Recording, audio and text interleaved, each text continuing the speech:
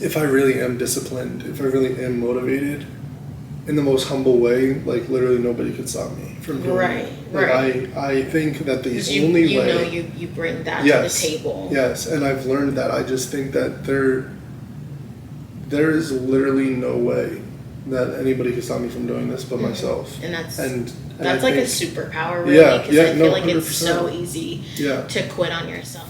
Hi guys, I'm Rithika, and thank you for joining me on my first ever episode of Long Story Short with Luke today, a 20-year plus friendship, but also sports commercial photographer. Luke, you have done so much in a short amount of time, like shoot with John Morant, LeBron James, Jason Tatum, a few NBA players, and more, like the G League. Then we've got Sabrina Ionescu, WNBA player, huge one too, and a few tennis players.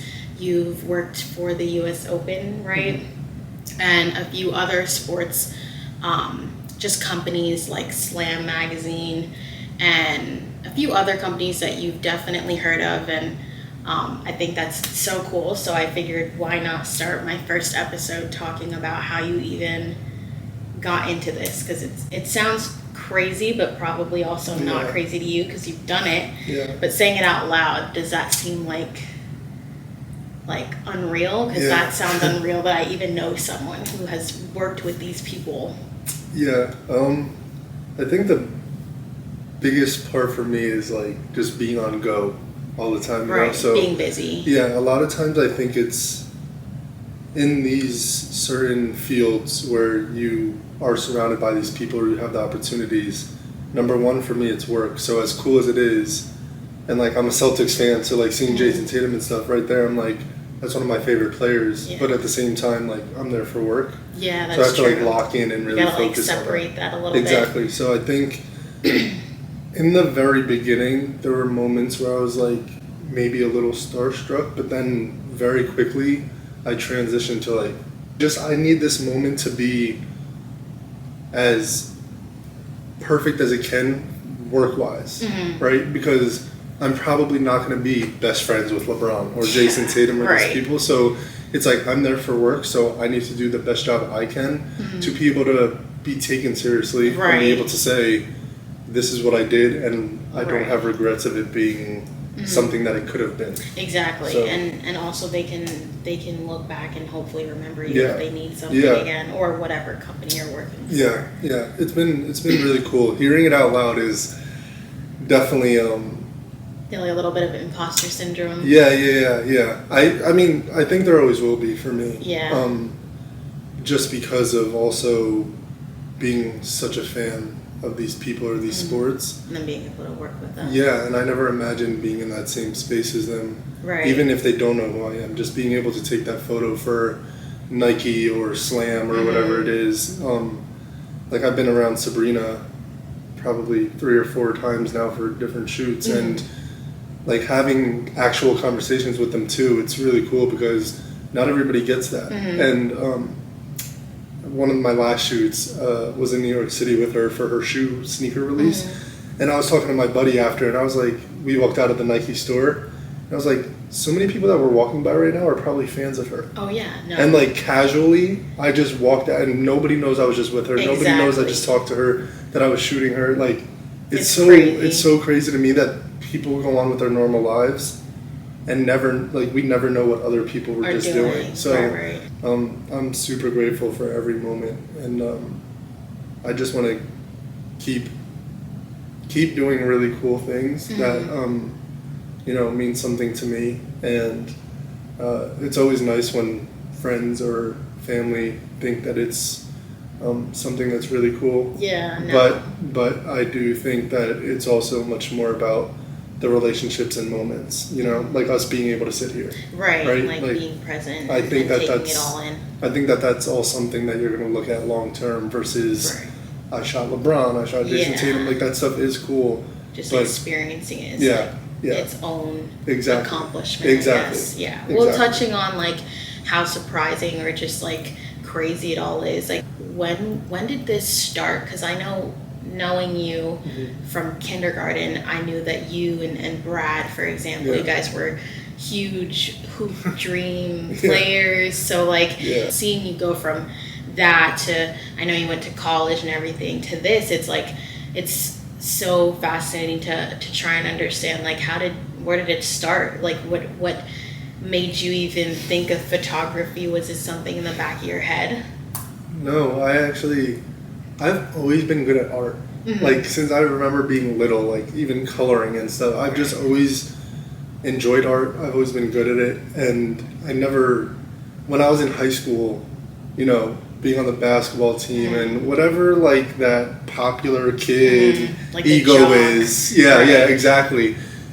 I was still good at art and enjoyed it. Throughout high school, I took electives that I enjoyed that were art related. More creative. But I never embraced it because it wasn't like the cool thing. So through that though, I never took it serious. And also I think part of the issue is throughout high school, we're not told that we could follow a passion with art. It's an elective. True. So it's like almost like an elective is almost like equivalent to, like, in the real world, like a hobby.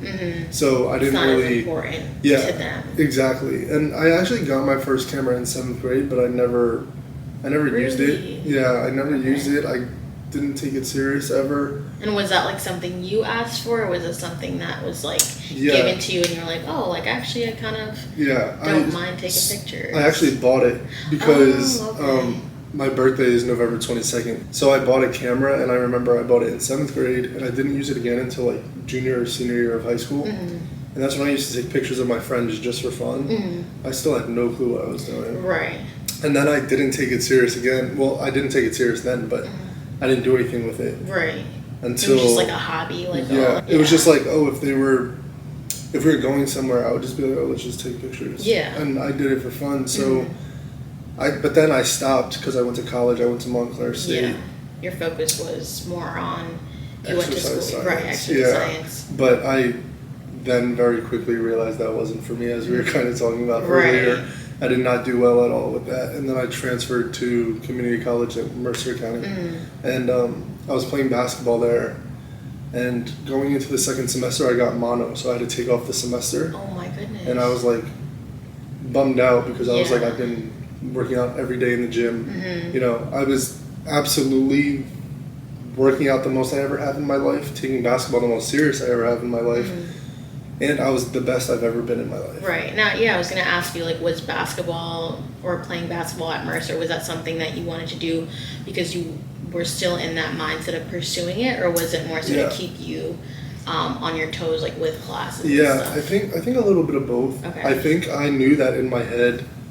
School wasn't the best, like, I wasn't great at school, but I knew that if I did have something like basketball, then it would help you out. It would, routine wise and also just accountability. That's having to reach certain grades or, you know, just stay locked in on both. True. So like that you just stay more disciplined with that. Exactly. So I think that I really just loved it, like just playing and it was like basically a part of you at that point. I played for 20 years of my life consistently. So.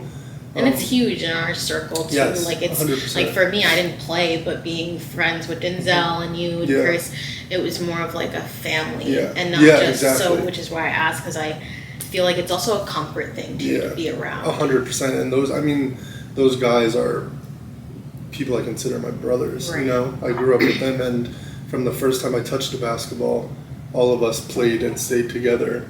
Even when we in high school went to different schools, we were all together all the time. So I think that was really cool, and I just feel like basketball is such a popular thing that, like, I think it is a good example that you didn't play, but you were still so connected, and you went to all of our games, and we knew that, and we appreciated you and everybody else that did that, but we had a close relationship because of that. Just so because of that, I think it's really cool that it's able to do that, and now I'm the furthest I've ever been. I'm further now than I would have been if I kept playing with photography. Right. Like I'm shooting professional athletes. Like, it's crazy, you know? Right. So I also think that that'll go even further long term. Right. So it's interesting that, to me, I'm like, this, like, I'm still a part of this game in some way. Yeah. But I'm further than I would have ever gotten if I just played. So that's a cool way to now see it. Right, like you're bringing a whole different skill to the same space. Yeah, and I'm being a part of it and being able to be around people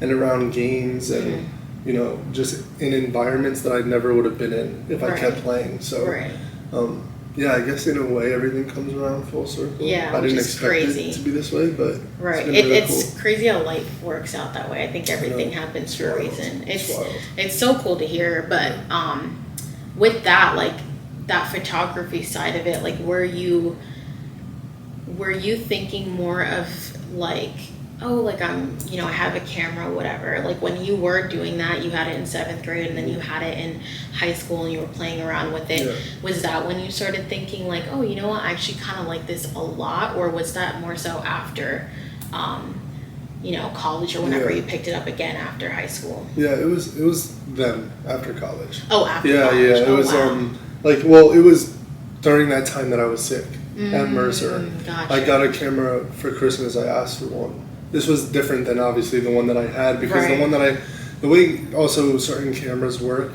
is not the higher end ones, but the like cheaper lower end ones kind of quickly go out of date. Right. So like 7th grade year to sophomore year of college is kind of a big gap. Right, so almost 10 years. Yeah. So I got a new camera for Christmas and it was like some cheaper one that I just asked for. I don't exactly know why I asked for it. I think I just wanted to like do something during me being sick. Right. Instead of like, I remember I would just like play Fortnite all the time. Right. And my mom got me an Xbox because she was like, you're sick you're sick during the semester. Right. You're not doing anything with yourself. Play Fortnite. Right. And then after I got bored of Fortnite, I was like, I want to do something. Yeah. So I think I just started having the idea of like just taking pictures at basketball games just for fun. Gotcha.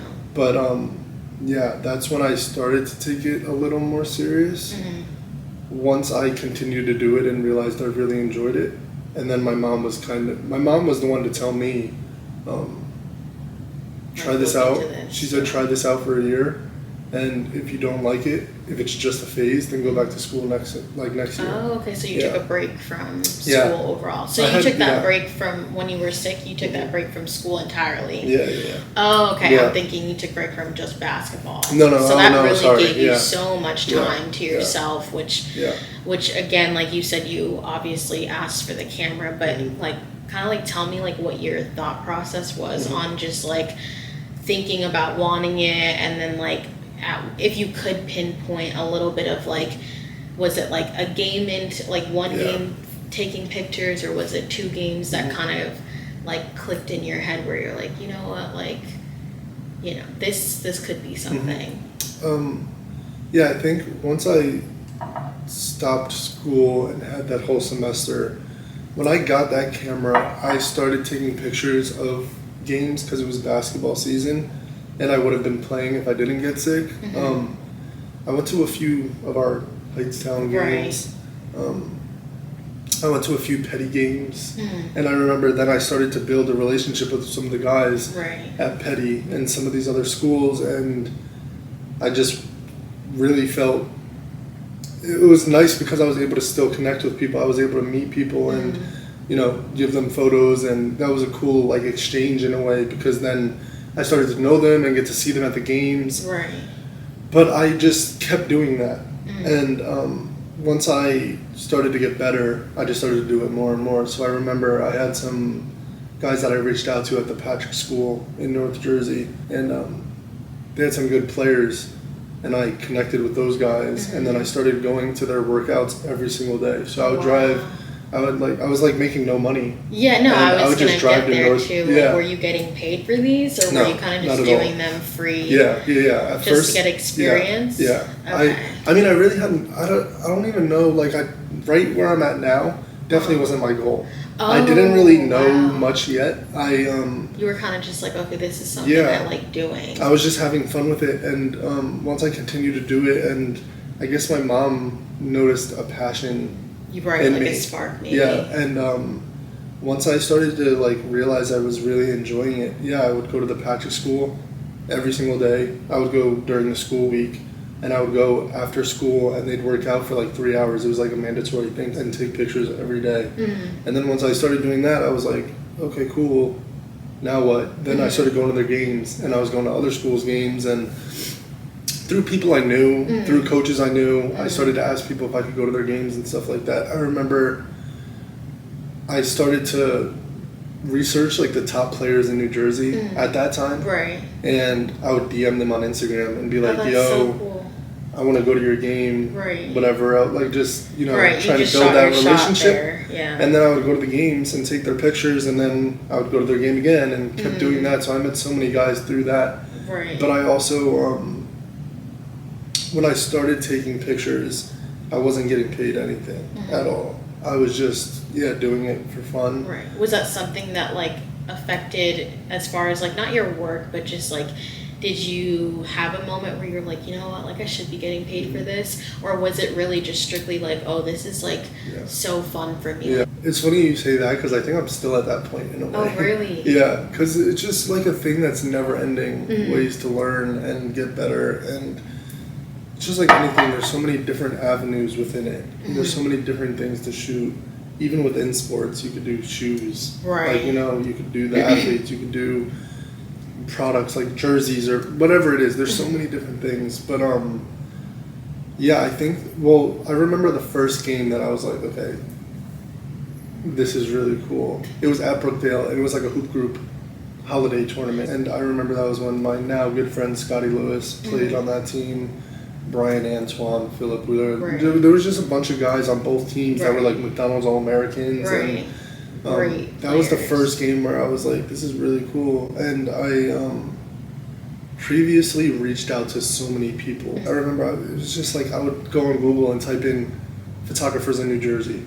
And I would just click on their links and look at them. And if I liked their work, I would send them an email. Right. If they had an Instagram, I would follow them on Instagram and message them on Instagram. And what would you be like asking them, just for like advice? Yeah, pretty much. I remember having this conversation with my mom. I was like, I don't want to reach out to people and feel like I'm using them, or then feel like I want to like I'm using them for something. I wanted to build something. So, luckily, there's a lot of those people I'm still in touch with. But with that also being said, I reached out to so many people, and probably 90% didn't get back to me until this day. But then... And how did you deal with that kind of like rejection in a sense? Yeah. Was there someone that you were really hoping to get back from, and maybe they didn't? Yeah. So those 10% of people that, or places that did reach back were really people that I'm still in touch with today. So I'm super fortunate and happy to... be in contact with those people. One of my best friends now is like a mentor to me and best friend. He's a photographer, and I remember reaching out to him, and I saw him at that game, and I was like, yo, are you like Johnny? Yeah. And then he was like, yeah, like, what's up? How do you know me, kind of thing? Right. And I was like, yo, like, I'm the one that's been texting you for the past however many days, whatever. Wow. And that was really cool, because that was the first time I ever met him, and now years later we work together all the time. He's one of my best friends. Right. He's a mentor to me, and I've learned so much from him. He's definitely been there for me the whole way. So that's been really cool that he's also someone that was there from literally from the start. That first game that I was like, wow, this is really cool. He let me like shoot with his camera and stuff, and I was like, this is so cool. So that's like kind of like...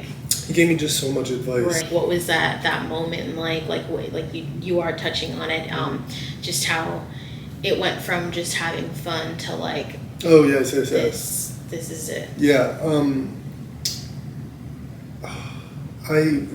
So another person I reached out to was my good friend. His name is Dave Krupinski. He was working with Under Armour at the time. Okay. And Under Armour basketball.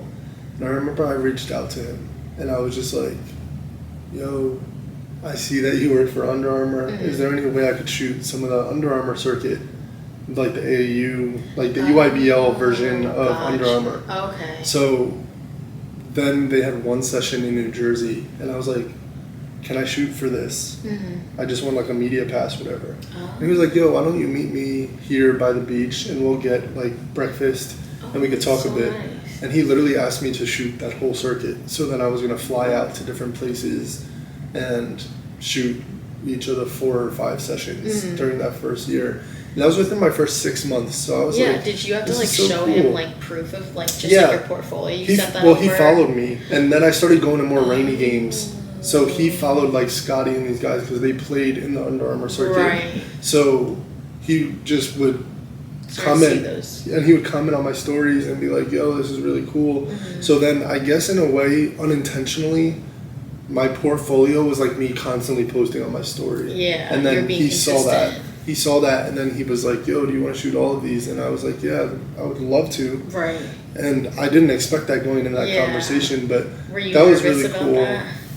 Yeah, I was super nervous because in my head, like I knew I wasn't ready. Like that was my first few months. Right.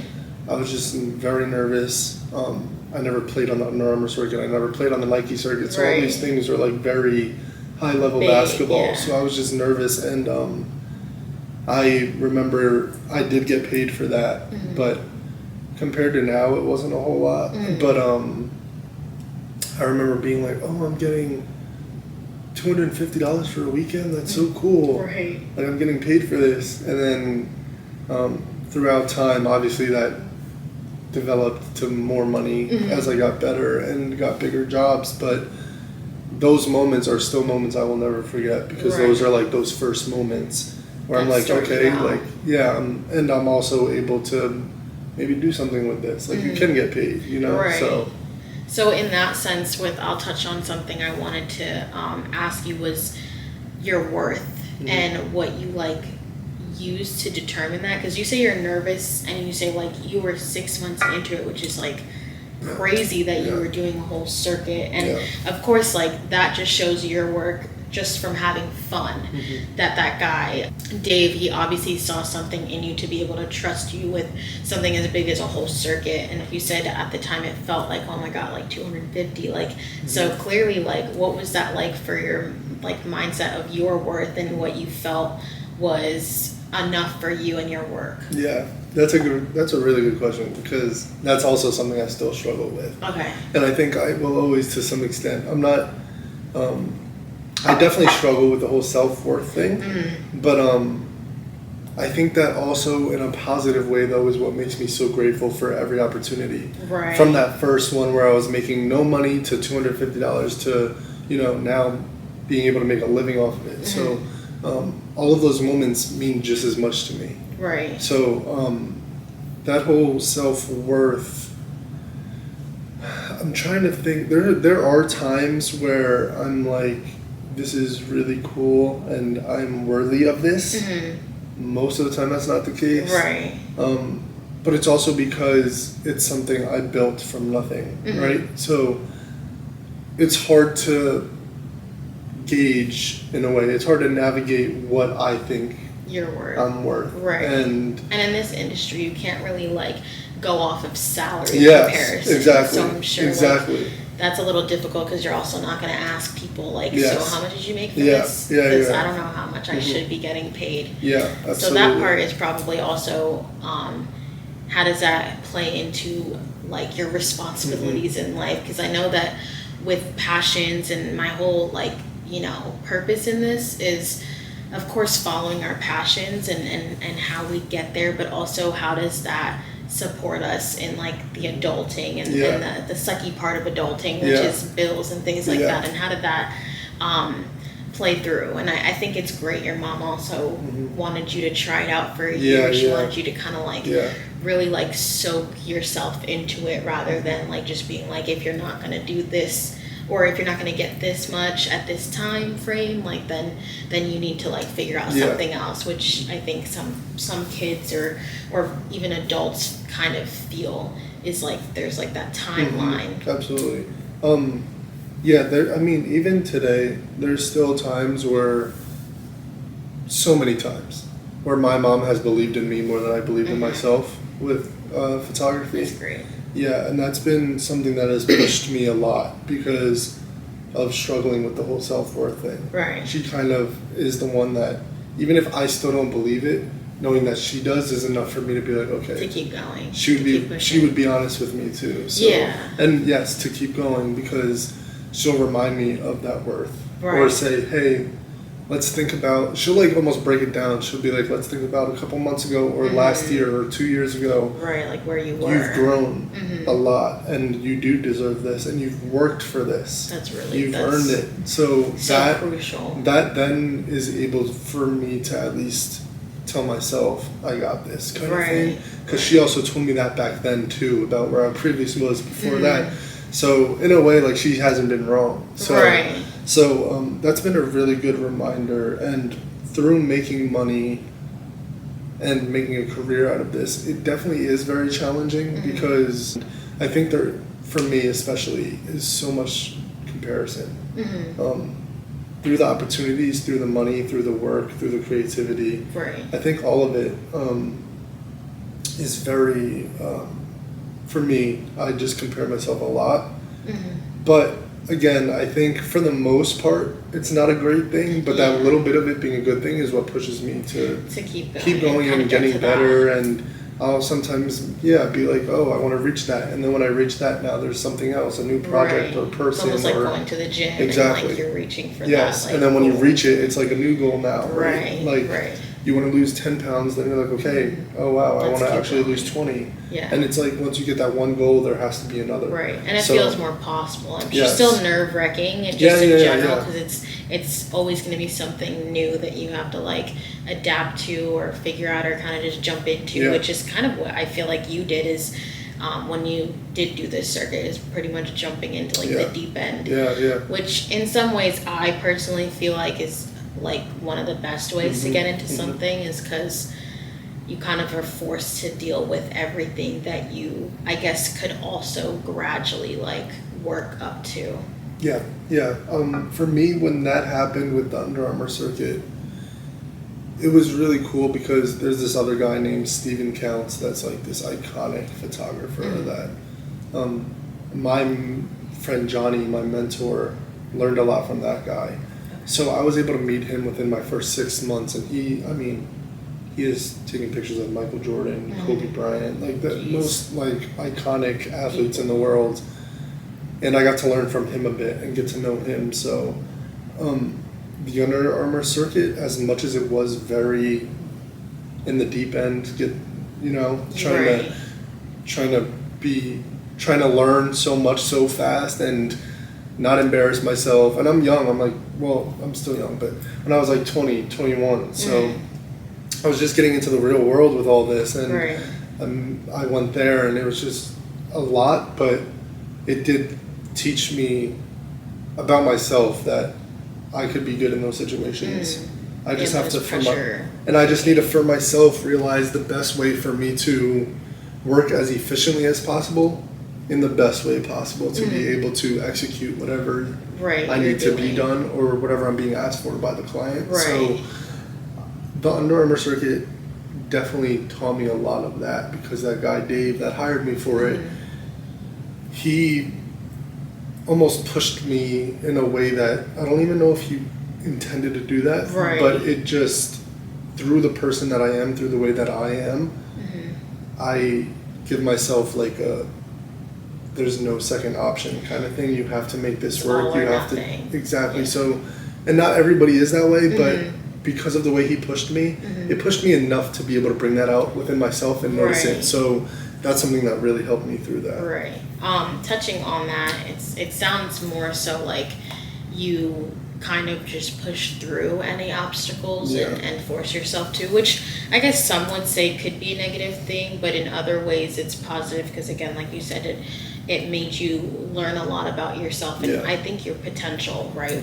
So I wanted to ask, is there or are there any times that something just didn't go as planned, and maybe to the point where it felt like it wasn't going to happen, or as far as like being in a project and then just like maybe something was forgotten, whatever? Those moments happen still and quite often, just because of the nature of a lot of these jobs, a lot of people are part of them. Right. So there's bound for something to go wrong. Nothing's like ever gonna be perfect. Yeah, but I don't remember any one specific moment, but I do know that that happens a lot. And one thing I've learned is that, especially when it's for a client, you have to figure it out. Right. Really. Which I've never been that way in my life. I've never been like, nope, you have to figure it out. I remember I would make an excuse for whatever. Right. And I would take like that easy way out kind of thing. To not even allow myself to be like, okay, what can I do to make this better? You know, what can I do to make this work even though it's not going right? Even for myself, like now doing that, I like feel good about myself. Right. Because I did persevere through that kind of, that thing going wrong. So that's another thing that I have learned through photography, is that I am able to tell myself in any situation now, you have to make it work, and there's no other option. Right. So I think that that's like a good, honestly, lesson for life that we've all probably heard before, but I think I've now connected with it, if that makes sense. Like I've definitely heard that before. Right. But now it didn't feel as exactly. Like, now I'm able to connect to it and be like, wow, like, it's true. That's what I'm doing. It's cliche for a reason. Yes, basically. Exactly. No, yeah, it's really all. I've always believed like your mindset is everything, and you are a huge example of that. Like, it's crazy because of course 6 months seems like a long time, but from what you knew, or the lack of what you knew really, and then to be jumping into a whole project with someone who obviously is more experienced but trusted you in that, I'm sure that helped you out too. But if you could choose anyone, whether it's like a client or a fellow photographer, do you have that, or do you feel still new to the game that you're not sure of what your dream project or client would be? Photographer wise, there's not really, there's a bunch of people that I've just met through this that I now am like, I have a relationship with. Right. There's this one guy, I know I'm throwing a lot of names out there, but there's this one guy named Andrew Bernstein, and he's been the Lakers photographer for like the last like 40 years. Oh, wow. And he works for the NBA, and last year when I covered the G League, I had a good opportunity to be able to get in touch with him, and he has been a mentor for me. So that's been really cool, because a lot of pictures that we definitely have seen of Michael Jordan or Kobe Bryant winning the NBA Finals, like these certain iconic photos. Yeah, and crazy. It's wild, and that's really cool. So one day it would be incredible to be able to shoot a game with him. Right. But client-wise, I think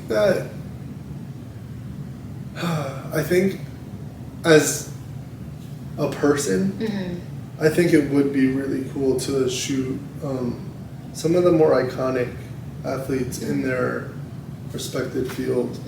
Even though I know I have done some of that, but not to like downgrade any of those experiences. But we're all allowed to dream bigger too. That's always nothing to be guilty of. Yeah, and I think like LeBron, it'd be cool for me to have a moment where I'm taking pictures of him, like portraits versus him dunking the ball. One-on-one. Just I like the dunking stuff is cool, but a lot of people have that on the baseline. That's something we see more often. And yes, the one-on-one stuff, I kind of like those. I've realized I really like those more intimate moments where you're able to connect to someone. And, you know, as much as I would probably be starstruck if I saw LeBron, at the same time, I think I would just want to be like, hey, how's your day going? Right. How has year 21 been for you mentally? Right. Versus like, you're one of the greatest ever and this and that. I think it would be, I get like almost an excitement to learn from those kind of people. Right, and understand. And I think that that's something that would be really cool. To work with. Yeah, I definitely think I would love to work with like artist-wise Oh, yeah. Like Justin Bieber would oh, be yeah. sick. Oh, yeah. You've always been a fan of Justin Bieber. Yeah, I know. But I think also just his look, though, it's just sick. Like, I think Yeah. it'd be cool to photograph him. And also speak with him, yes, he's such a unique individual. Exactly. In, like, the best way, of course. Exactly. I think that'd be really cool. But there's so many people, I think, I just want to keep enjoying this. Yeah, I feel like it's hard for you to decide too, because you obviously have such a genuine like intention with what you're doing, which is also cool, because nowadays it's so easy to just be like, oh, I'm doing this because I'm making easy money and I'm probably going to be famous. You know, a lot of people have that, maybe younger, maybe not our age, but with TikTok and society and everything. So it's so cool to like also touch on why you do things, and I think like that ties into why you want to do more personal things. I can definitely see you enjoying maybe like a photo shoot or project for a documentary or a book or something. I feel like that would be very fitting for you too. Yeah. And so I guess my question really is, what would be something you'd love someone to know when it comes to your work? Well, to answer that in a simple way, I think one of my pretty much only long-term goal, I don't really make goals for myself, because I think if I make goals for myself, then I'm limiting myself. Because the goals that I've made, I almost already accomplished, which is like, I'm super grateful for that. I'm super blessed. You have a very unique like timeline of your like accomplishments. Yeah. So I think that being able to, work for these companies, brands, it's been really, really cool. And those are things that I had as goals, and then now I've reached them, and I'm just like, I don't want to set goals for myself, because I don't want to. You also don't want to disappoint yourself. I did want to touch on that mental side of like, how do you balance that like that expectation that you say you probably don't have too much of, but of course you want to get there, and like you said, you want to give your best and make the most out of every experience. Like, are there times when you're just sitting there and you're like, I guess post shoot, this could have been better, I could have done this, and then do you like kind of beat yourself on that, or do you just keep pushing, fake it till you make it? I mean, I try that, but it doesn't go too well. There's a lot of that disappointment. I think especially when I'm doing more personal work, like stuff that I'm working on just by myself, where I'm not getting paid for it, I'm not working for a client specifically. When I'm fully in the creative director kind of role, I oftentimes do get disappointed. Why is that? I think I just expect it to look a certain way beforehand, and then if it doesn't reach that, then I'm like, I'm not good enough. Right, or you like failed. I proved to myself that I'm not good enough, kind of thing, or yes, I failed.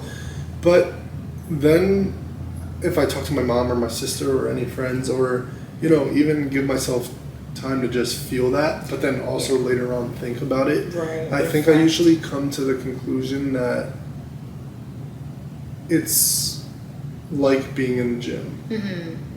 You can't go to the gym today and expect to lift X amount of weight tomorrow just because you went to the gym the day before. It's like a long-term thing, or to look a certain way. Like me going into the studio and practicing different lighting setups, or me doing that personal work and trying new things out. That's me being in the gym. So I can't expect to just because I'm not seeing physical results. I think that it's easy to get disappointed, but then I've, through experience, through trial and error, have taught myself to kind of rewire that thought process in a way and be like, no, you're good, you're learning. You went to the studio today, that's you working on your left hand layups when you weren't able to do that. Like that's, it's part of process. Anything. And I think that's been something that has been an experience and part of the journey. I also think that I get so like deprecating in a way, just because of how much I care about this and wanting to, I guess, be the best version of myself and be able to deliver more than what the client asked for, or reach higher expectations than what I had or anybody else had. That's something that also I think a lot of times I feel tough about when it comes that you beat yourself up on. That I beat myself up on, just because I just hold those higher expectations and I just really try to push myself, and sometimes that ends up being not feeling great, but that just reminds myself how much I care about it. No, I think it's great that like you are also, I think a big thing that you should be proud of, and for me just hearing it, I'm proud of for you, is that you are self-aware of it. And I think that's so important, because how can you work on something that you don't even know is a problem? Because I guess what could have happened is that you beat yourself down to the point where you're like, okay, I'm not ready for this next project, and you kind of miss out on an opportunity, and that like learning experience that you had pushing yourself in a pressured filled like environment isn't even there anymore, and you might not be where you are today for it. So I think you should really be proud of just the fact that you know that this is something that you do and you're working through, and maybe you already know, but it's always going to be like nerve-wracking, I'm sure. And the thing is, like you said, it sounds like you have such a great support system with your mom and your family and friends, and hearing all your mentors, it sounds like you'll be okay, which I think you already know. But it's so hard to like feel that for yourself, because you were telling me earlier when I'm being nervous, and I feel like whatever I'm feeling, I'm sure you probably felt too. So it's so much harder to like take our own advice sometimes. 100%. Were there any times that you felt like giving up, or was that not an option because you were saying like you just wanted to keep pushing? I think in the beginning there were definitely moments where I was close to giving up, but I think that was also because of the nature of where I was at. Like I was only a year into it, so it could have made sense to give up. I was 2 years into it. It would have made, it wasn't full time for me yet. It would have made sense to give up. Now I have, I think, trained myself and worked on myself enough to have such a mindset that I'm like, there has never been, since I started this, an option B, like a plan B. Never. I've never considered it, never thought about it. I almost like probably tell myself this in not the best way, but like there's literally nothing else but this. I have to be the best at this. Because and is that more of like a passion thing, or is that more of like I've invested this much time, like there's no going back? I think it's the passion. Okay. Because I think that I could always, I'm in a place where I just want to do what I love and what I enjoy. And if somehow photography fell out of being that, I think I would be, upset, but I would be content with knowing that I'm going to follow something else that I want to do. Gotcha. And I would figure that out somehow, some way. Because you're doing that now. Exactly. But since I've started this, there's been no other option than me telling myself I'm going to do this.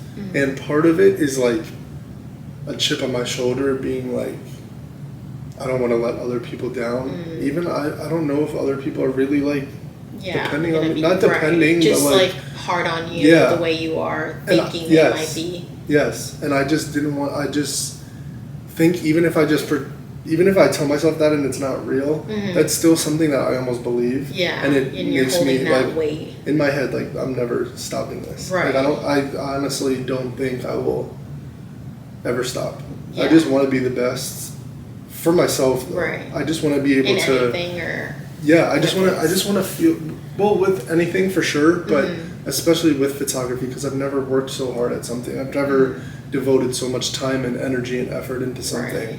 I never gotten this positive result. Yes, exactly, and I think that because of that, that shows me that this is something I really am passionate and care about. Because the only other time I've had any other like positive result like that in my whole life was when I decided to take basketball serious when I got to college. When I got to college, so like that's been a long time. Coming. like that's a lot of years of me not taking it as serious and then taking it serious.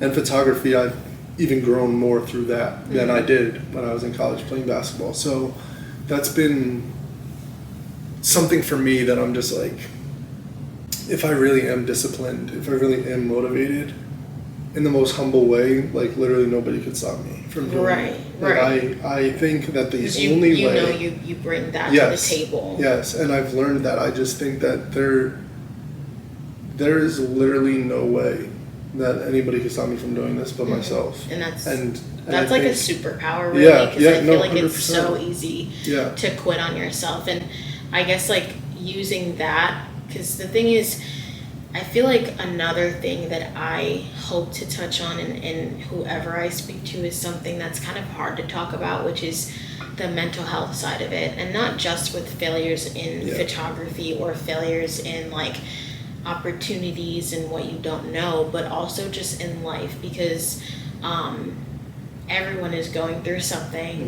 We really don't know. Just like you said, how you walked out of the shoot with the Sabrina, and how people are walking by have no idea how you just worked on that. But what we also don't know is the mental struggles that you deal with that are personal. And of course, you don't have to get too personal with it, but how do you go about anything like relationships or friendships, and just like even just having like a bad mental day and having to still go to work? I've, through this, honestly lost most of my friends, which is tough, but I think the people that love and care about me accept that, and they know how hard I work, and if you talk to me consistently and know who I am, like, you know I'm not just avoiding you or not talking to you, like, you know how hard I'm working. It's not with any bad intention. Exactly. And but I also think that I'm not as close to as many people as I used to be because I'm so focused on the work. So when I get asked to go out, I miss most of those things because I'm like, no, in my head, I want to work. I might just say, no, I'm tired. But I know that I'm going to go home and edit or do work or do this or do that, or, you know, plan the next shoot or get ready for the next shoot tomorrow, whatever it may be. So a lot of my relationships have struggled through me taking this more seriously. And I think part of me is okay with that only because you're really being do selfish. love this. You're being positively selfish with what you want to put your time to. That's a good way to put it, positively selfish. I never heard of that, but I like that. I think it's something that no one should feel guilty for, because it's also, like you said, that the people who care and love you will know that this isn't anything with bad intentions. It's just you putting in more time, or even just resting from all of that energy that and effort you put into it, which should also just like account for the passion you have for it. I was going to say that that's the other thing, and how much I love it. And a lot of people, I mean, just the reality is a lot of people don't love their jobs, maybe.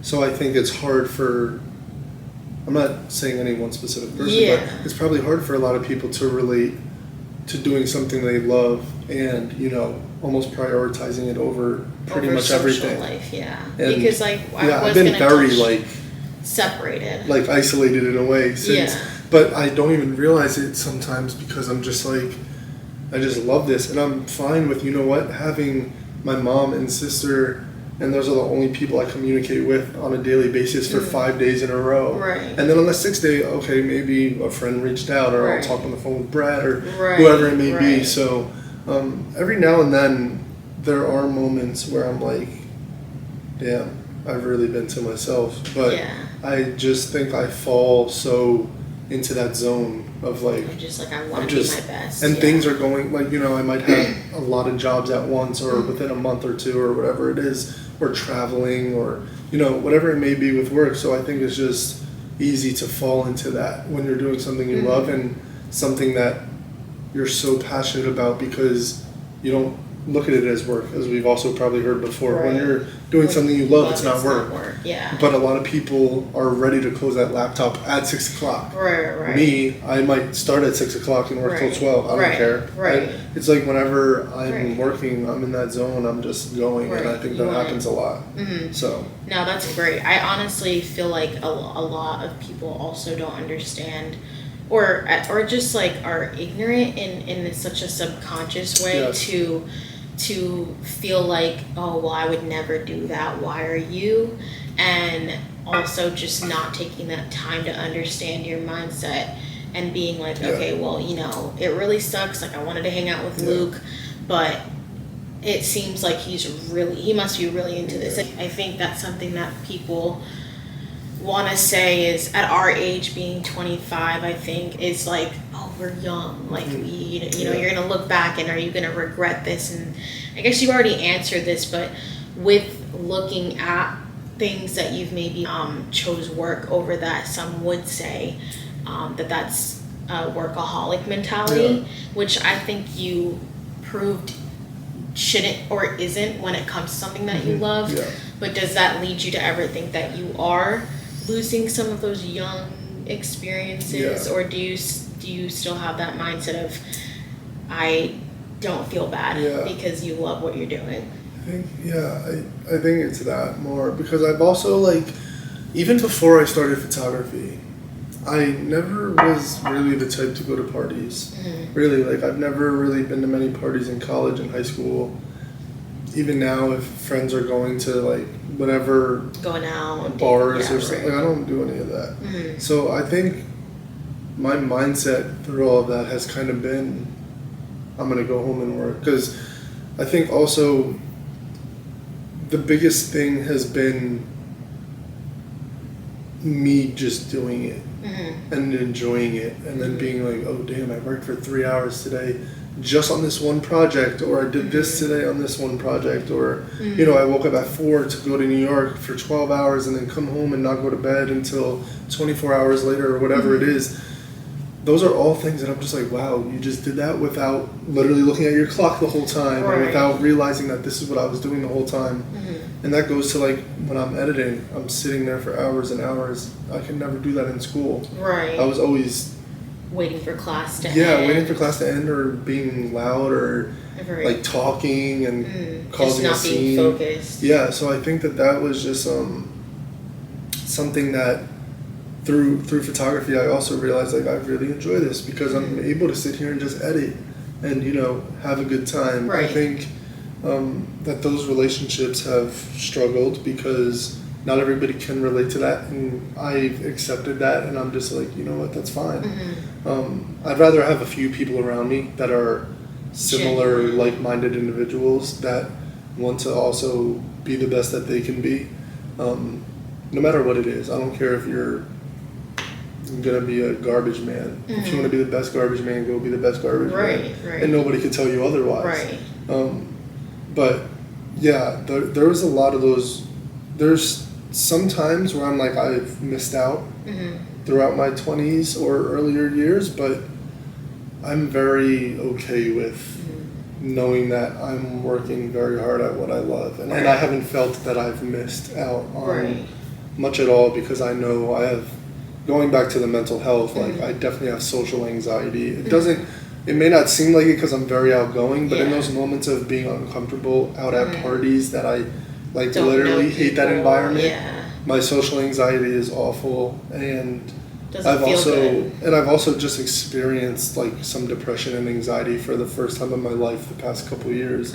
So that's been something that has been very tough, but I've been working through it, and I still experience it for sure, but it's something I've been able to work on and become more aware and connected to myself, that I think even more now than ever, I'm more accepting of not having those social, like you know, gatherings or like going out to a bar, or seeing people I haven't seen in forever. I'm almost more aware and okay with those things. And because of experiencing, like, depression and anxiety and self, like, isolation and, you know, these certain things, I think it's very easy for those things to be, like, triggered in a way. I think more, if I did go out, I know that that's something I hate, but I'm 25 and I should be doing that. Like, if that's what I'm telling myself, I'm gonna go there And if I'm doing all these things I don't enjoy, you know, like me going out the night before could lead to me waking up at 1 the next day, can lead to me eating like crap and not going to the gym and not doing this and not doing that. And then next thing you know, if it's days and days and days of that, it makes sense why the depression would come back or why I'm more anxious because I've been eating like crap and I haven't slept well. I'm not. So all of those things, I'm very on top of myself about things that are benefiting me, and I think if they do not benefit me, most of the time it's very easy for me to tell myself I'm not going to do it. Yeah. So that's been I think the main thing that has allowed me to be okay with not going out. And not feeling regret or anything like that. I haven't. Yeah, I really haven't felt it at all. I think I just really, I'm almost like, you're going out and that's fun, but I'm doing what I love. Right. Which is like kind of like, I don't say that to people obviously, but that's kind of the mindset I have. It could come off in a certain negative way, but I think what you try to like, at least what is coming up is that you're just like, okay, if that's you, that's you. Like I'm not I don't bothered need to do by that. it. Yeah, but I know what I want to do right now. Yeah. And you're putting your all into it, and the fact that you don't check your time and that you're completely fine putting in the effort of staying up and whatnot, even after a whole day of shoot, it just, again, it counts for the passion, because no one would willingly do that unless they're getting paid like a whole bunch, or if they are, I mean, they just wouldn't. And it just shows like your dedication to something, but something that you love too, which is really cool. But touching on that social anxiety, I wanted to ask, and I wonder, do you think it's like a different environment with when you said working in certain projects? There's a lot of people, and you've worked at US Open, and I think you did you do All-Star Weekend, NBA All-Star Weekend? So there's so many people around, and of course I'm sure it's more exciting, but maybe you don't compare it to going out, but is it similar in the sense of your social anxiety being triggered when you go to something so like populated in that sense, that's similar to the club? That's a good question. I never really thought of that. I think it's more just that I'm in control in a way. Oh, right. And I'm doing something that I just enjoy. Right. Versus like going out, I'm just sitting there being in an environment I don't enjoy, and I could have friends, but I'm around all of these people, and it's very like focused on that. Versus like a lot of these things goals, where there are a lot of people, it's for me to, I'm almost distracted by the camera. Right. If I have the camera in my hand, it's different. Now I'm like into it. Right. Maybe not at a club, I'm sure I wouldn't love, but these certain environments, I think also other things going on, like if it's a basketball game and I'm shooting the game, I don't even pay attention to anyone in the crowd. Right. But there are things where there have been more people, and sometimes I'll be a little anxious, but I think I still remind myself that I'm here for it's my job.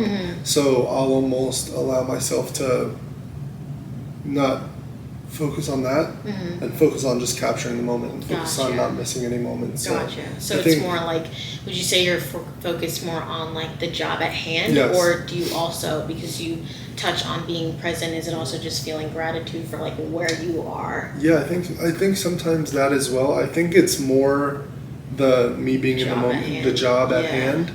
But there have been moments where if I hate flying. Oh, really? I hate it. But I have to do it a lot for work. And I think that one thing I often tell myself on flights, which is equivalent to certain shoots, is I remind myself of how grateful I am. True. Especially if I'm getting reimbursed for my flight or whatever it is. I just tell myself that there's people in this world that don't get to ever fly. Right. That's true. I'm super grateful. I'm super honored and blessed to be able to do that. So that's something that I do remind myself a lot of times when I'm not feeling great, when I'm not feeling positive. There's a lot of times where I will remind myself of those moments of needing to be grateful and thankful, and I think that that's something that's also really good to do in general, but in those moments where you don't feel great, it's like, okay, I don't feel great, but I'm doing what I love, and then that'll make me a little more positive. Just feel a little better about it. No, I think, you're focusing more on that positive and gratefulness is, didn't even know that you didn't like flying, because I know that you do that a lot, and that's not fun. I can't imagine how nerve-wracking, because this isn't just like going out and you don't like it. This is a plane, like life is at hand, which is like so stressful. But like my life is at hand. No, I'm kidding. No, but you're right. That's the way. Right. That's why it's so big. Yeah. Like it's. But having to like push through that, because it's like I said, it's not the same as a social anxiety when it comes to a party. You're right. It's genuinely like I'm trapped. Fear. Yes. Yeah, and I'm 30,000 feet. They don't you are right though. Yeah. It is like my life is at hand. Like if something went wrong, like my life. Not to feed any of that.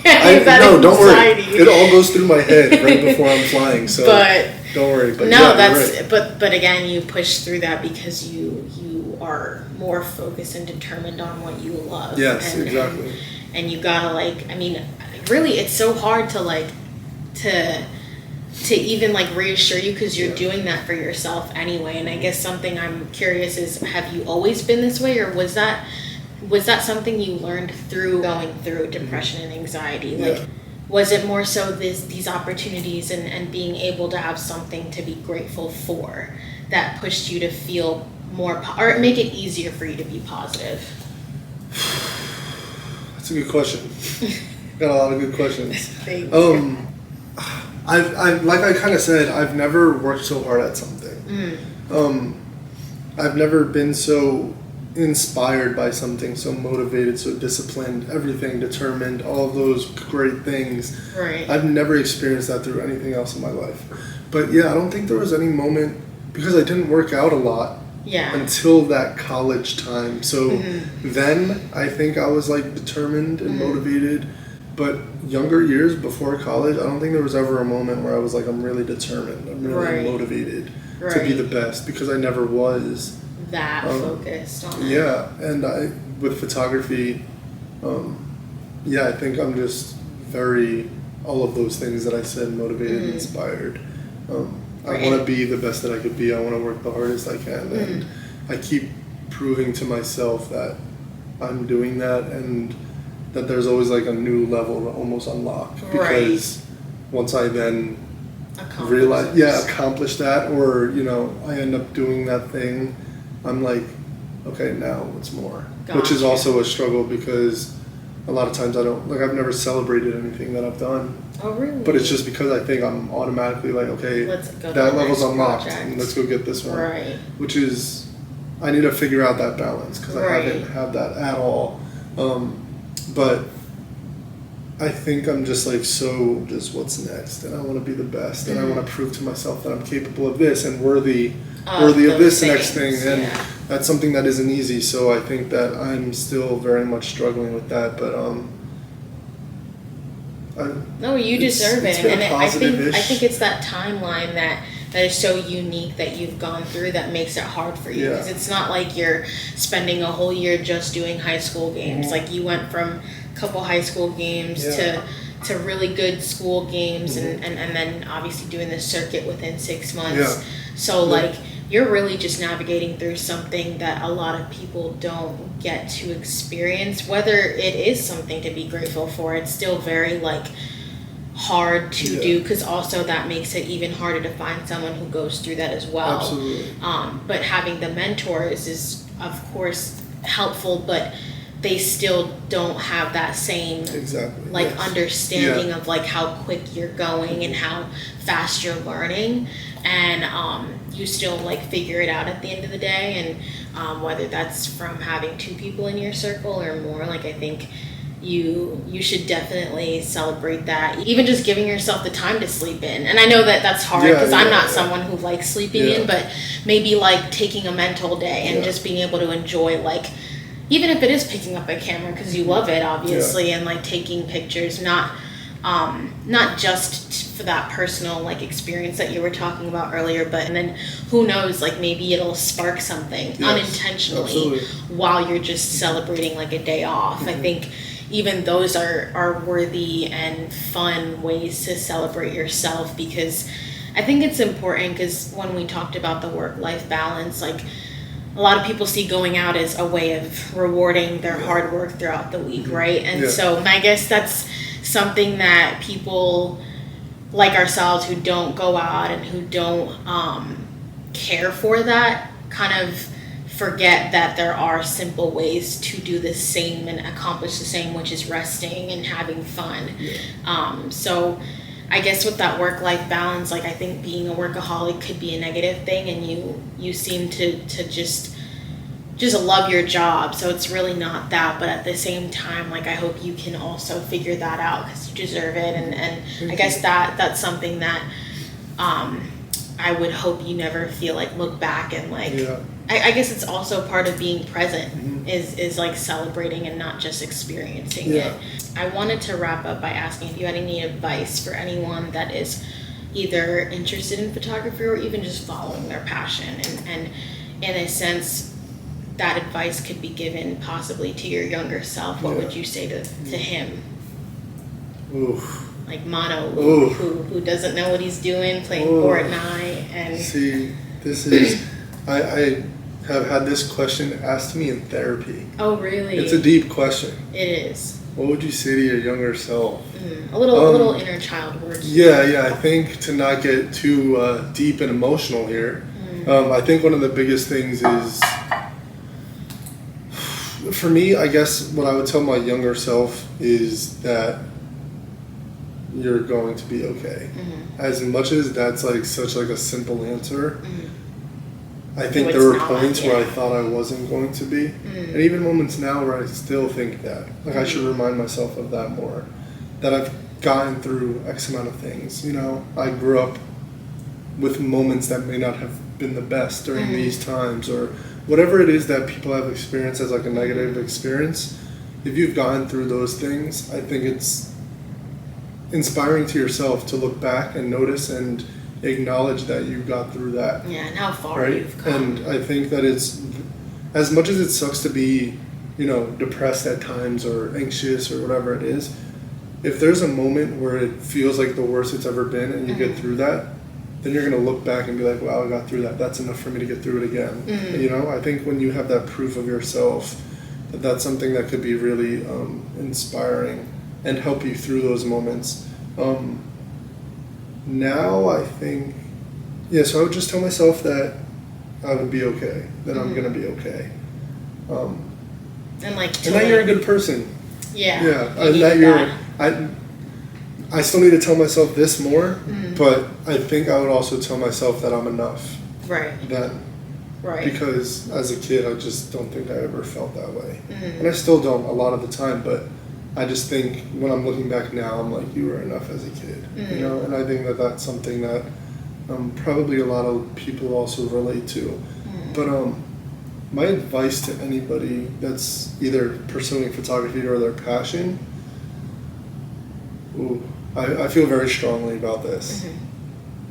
I think I'll explain, but like, do it. Just go do it. Right. Because I think it is, if you are truly doing what you love, you realize and you really experience that that's really what you want to do with your life, or that that's something you're very passionate about, and you put in the time and the consistency, I think it's impossible for you not to succeed. Right. Like literally anything. I was talking to my friend about this the other day.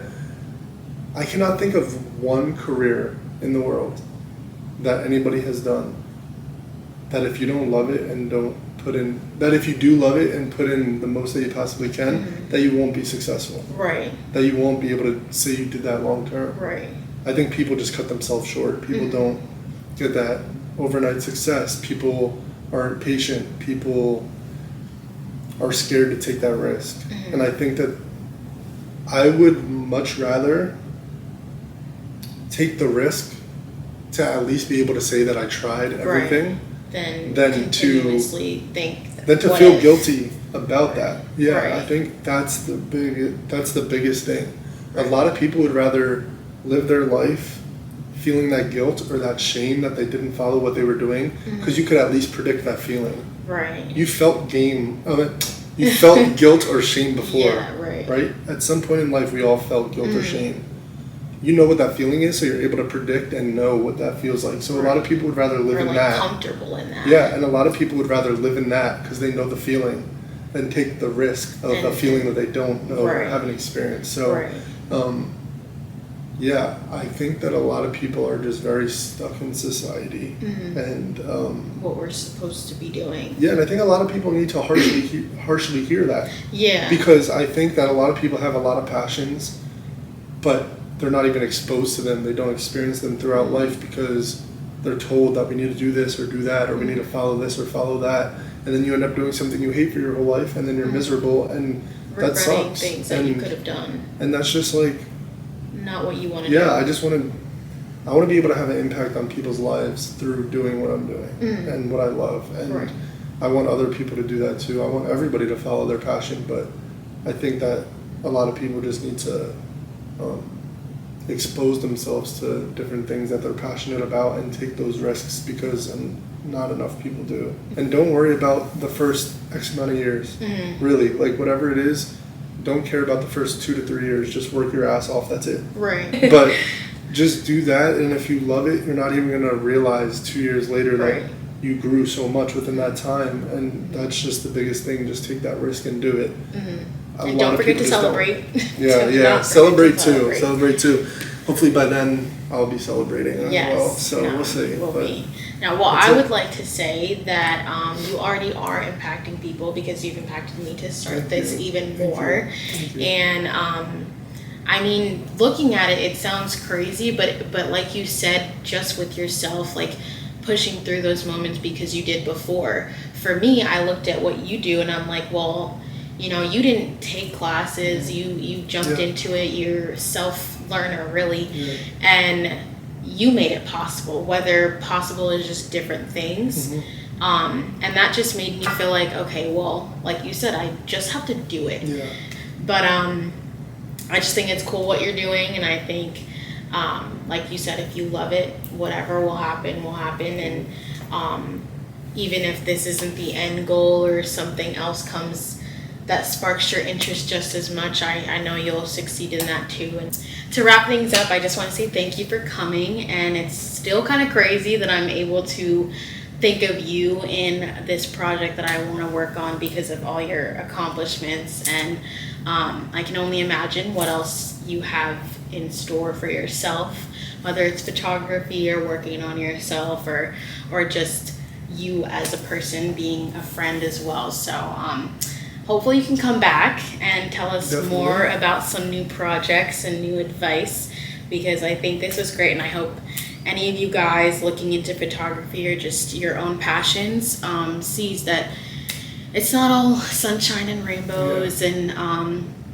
takes a little or a lot of rain to grow some flowers. So if you have anything to thanks, and thank you. I was gonna voluntarily tell them that you were gonna throw my social media. Okay, go ahead. But no. But thank you for having me. This has been awesome. It is crazy to think that we've known each other, and honestly, like even though we were kind of talking, like we weren't always the closest friends. You're someone that I've definitely consistently like stayed in touch with on some level, more than like people that I had like as best friends. So that is something cool and something that we share from 20 years. So that is crazy. No, I remember us being like little kids, playing with Victoria in Kit Care in the gym. That's crazy. It's crazy, and now we're 25. And now we're following our dreams. So exactly. I think that this has been really cool, and I'm excited to be back. Yeah. I'm excited. I'll be back. And thank you guys for watching. Yep. Thank you guys. If you want to hear more, I've got a few other guests coming in soon. So please tune in to my social media. Let's check out Luke's below for any of his upcoming projects or his previous ones. And I'm sure you'd be totally open to any DMs with more advice. Absolutely. Sound like a great mentor, so I hope someone will be lucky enough to have you. So thank you. That's it. Just wrap it up there. This was cool. I'm still like, this is crazy. Thank you so much for watching. And I want to Thanks for watching. Bye. No, I'm just kidding.